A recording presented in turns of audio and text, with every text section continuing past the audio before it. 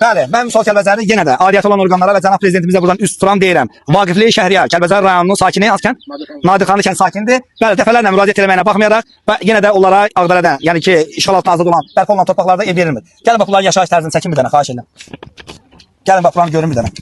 Gəlin görün hansı şəraitdə yaşayırlar. Baxın, bax bu şəraitdə, bu çətin şəraitdə yağış yağanda başlarından su tökülür, qar tökülür, buz tökülür. Baxın, görürsünüz hansı şəraitdə yaşayırlar. Kimi? Bax, gəlin bura, gəlin bura, gəlin bura, gəl bura. Bax, görürsünüz, cənab prezidentimiz, aidiyyəti olan orqanlar. Baxın, bu çətin şəraitdə yaşayırlar. Xahiş edirəm, aidiyyəti olan orqanlar inşallah bu ailəyə dəstək olunsunlar və mən Vüsal Kəlbəcəri də inşallah yeni bərpa olunmuş evlərində gözəl çəkilişlər edib. Cənab prezidentimiz, bu uşaqlar bizim gələcəyimizdir. Sizdən xahiş edirik, aidiyyəti olan orqanlar bizim bu körpə balalarımıza köməklik olsunlar. Mən tam əminəm ki, keçmiş köçkünlərin mütləq əksəriyyəti böyük həvəslə öz doğma torpaqlarına qayıdacaqlar və buna nail olmaq üçün dövlət əlindən gələni əsirgəməyəcək. Belə bu çətin şəraitdə yaşadıkları halda bizim bəzi 4 dənə, 5 dənə ev olan insanlar gedib evlə təmin olurlar və evin qapısını bağlayırlar, oranı yay istirahət mərkəzi kimi istifadə edirlər. Həsən Rızda növbəti çəkilişimdə mən Vüsal Kəlbəcəri Vəngdə Həsən Rızda nə qədər qapısı bağlı evlər var, hamısını cənab prezidentimiz çəkib atacağam ki, bu insanlar o cür şəraitdə, bax belə çətin şəraitdə yaşayırlar, evlə təmin olunmurlar, amma onlar 4 dənə, 5 dənə ev olanlar evlə təmin olunurlar. Bəli, xahiş edirəm Vəliyev Vaqifli Şəhriyar Kəlbəcər rayon Nadirxanlı kənd sakininə dəstək olursun. İnşallah. Təşəkkür ederim.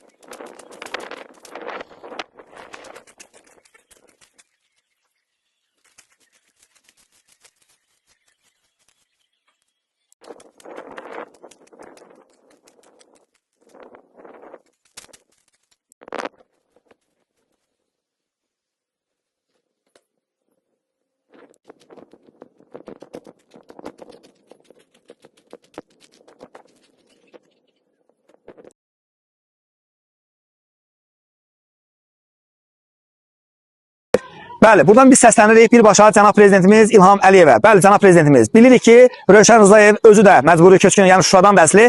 Rövşən Rzayevin qəbulunda dəfələrlə olmuşuq və mən və insanlar olubdular. Amma təəssüflər olsun ki, Rövşən Rzayevin ətrafında olan insanlar bu məcburi köçkünlərə bəziləri dırnaqarası kimi baxırlar. Niyə?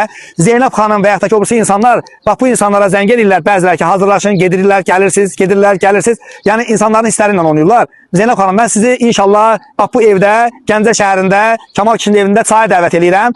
Amma bilin ki, cənab prezidentimiz, sizə səslənirəm ki, yüzlərlə evlərin qapıları bağlıdır, yüzlərlə evlərin bilirik ki, evlər var, amma orada evlər verilmir. Hansı səbəbə bilinmir. Rövşən Rzayev deyir, tapşırıq verir, bəli. Deyir ki, bu evlər verilsin, köç olunsun, amma təəssüflər olsun ki, yanındakı bəzi insanların hansı maraqları var, nəyi var, niyə vermirlər? Deyirlər ki, çətin şərait yaxına gəlin. Bundan artıq çətin şərait nə ola bilər? Yəni sizə səslənirəm, aidiyyəti olan orqanlar, xahiş edirəm ki, inşallah ciddi tədbir görülsün. Xoş gördük sizi dayı. Necəsiniz? Vəziyyətiniz, adınız, soyadınız, yaxın. İbrahimov Kamal Kəlbəcər rayon Nadirxanlı kənd sakini. İbrahimov Kamal Vaqifoğlu, hansı kənd sakini? Nadirxanlı kənd sakini. Kəlbəcər rayonu Nadirxanlı kənd sakini. Müəllim, nə müraciət eləmisiniz, nə eləmisiniz, nə iş görmüsünüz, kimə yazmısınız, kimə zəng eləmisiniz? Buyurun, deyə bilərsiniz. Müəllim, icra başçısının qəbulunda olmuşam, göndərmə qaçqın qoma məktubu teleqrama vurmuşam. Oradan Zeynəb xanım zəng edib ki, narahat olmayın, köç olanda məlumat verəcəyik. Bununla dəfələrlə teleqramlar vurmuşuq, səhv vurmuşuq, baxan yoxdur. Yaşadığımız binanın qan ölçüyü yox, aynaları yox. Quşlar üstündə yuva qurur. İlan çıxır, kuş balasını yeyir, oradan tökülür evin içine. Yaşayışımız pis vəziyyətdədir. Üzümü prezidentimizə tuturam. Onun təşəbbüsü nəticəsində torpaqlarımız alındı. Səhvlərimizə Allah rəhmət eləsin. Ancaq o bağlı evlərdən heç kim bizə bir dənəsini vermiş ki, gedək orada ailəmizi, uşağımızı saxlayaq. Cənab prezidentimiz İlham Əliyev, sizin siyasətiniz gözəl siyasətdir. Bəli, dünya tarixində görünməyən bir hadisə oldu ki, 44 gün ərzində bizim torpaqlarımız erməni işğal altından azad olundu. Allah şəhidlərimizə rəhmət eləsin, onların da torpağı qarşısında və ruhu qarşısında baş əyirəm. O şəhidlərdən mənim də şəhidlərim var, bizim də şəhidlərimiz var.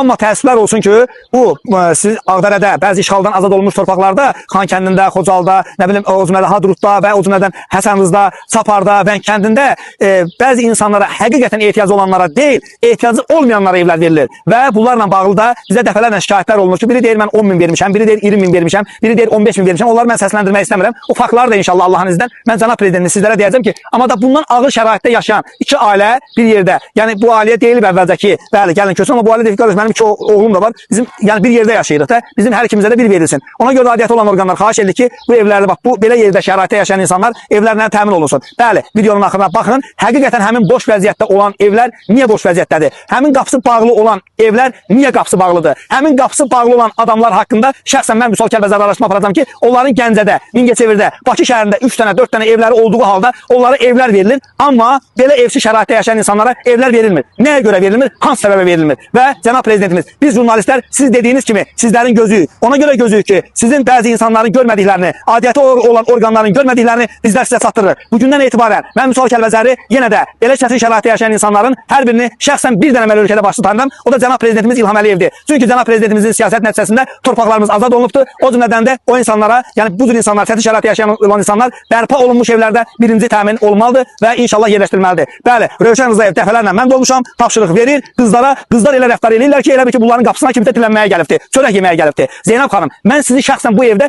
çay içməyə dəvət edirəm. Gəlin bu evdə çay bir dənə için, hansı şəraitdə yaşadıklarını bircə gündə bu evdə qalın. Ondan sonra bu evə siz dəstək olursunuz, yoxsa olmursunuz, ondan sonra deyərsiniz. Təşəkkürlər, minnətdaram, sağ olun. Bəli, siz hara zəng edirsiniz? Dünən saat 10-11 iradələrində Qaşqonda Zeynəb xanıma mən zəng vurdum, xanım kimi müraciət elədim. Mənə təkrarlamış sözlərlə müraciət elədi. Söyledi ki, birinci dəfə, yox, axırıncı dəfəniz olsun, bir də bizi narahat eləməyin. Sizin adınız növbədə yazılıbdır. Lazım olanda özümüz köç eləyəcəyik. Zeynəb xanım, mən Vüsal Kəlbəcəri sənə deyirəm ki, səni xahiş edirəm bu evdə dəvət edirəm mən. Sən orada oturub, cənab prezidentimizin və o cümlədən dövlətin verdiyi maaşdan ondan ötürü verilir ki, insanlara düzgün xidmət eləyəsən. İndi üzümü tuturam Zeynəb xanıma ki, gəlsin mənim nəvələrimdən bircə gün bu evdə qalsın və çayını, çörəyini görüm necə yeyib, içəcək və salam. Odur, uşağımın birini gözdən əlidir. Zərbə Əliyev adında insanın xəstəsidir. Gəlsin elə mənim o əli qızımla bircə gün o yataqda yatsın görüm yata bilirmi? Təşəkkürlər. İnşallah yəqin ki, baxılacaq.